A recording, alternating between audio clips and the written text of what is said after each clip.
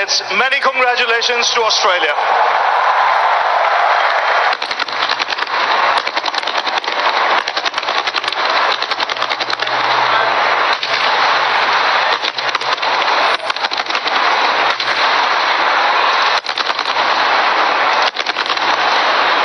What a proud moment for Pat Cummins as he waits for... What a moment for Australia. What a campaign. What a year for Pat Cummins. And a perfect game after what in his own words he described really wasn't the best campaign, but on the big day when you show up and you perform with extraordinary people watching you and you bring out your DNA of being world champions and you do it for the 6th time.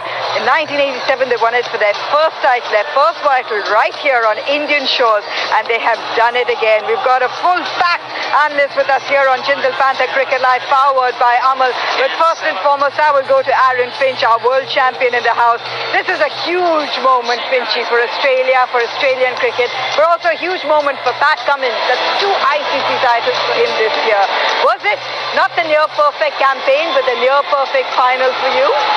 Yeah, it's about peaking at the right time, and Australia certainly did that. And between Pat Cummins and Andrew McDonald, they need to take a lot of credit for that. The way that that group has stayed together for quite a while now. To have a long campaign of the World Test Championship, the Ashes, a lot of the players are still the same. You can see what it means to all of them. To save your best for last and play an almost perfect game was remarkable. It started with the ball. It was backed up in the field where they were unbelievable in the semi-final and the final. And Travis Head, what about that for a knock? Oh, that was a stage to come to the party. Sunny, do you look at this group here?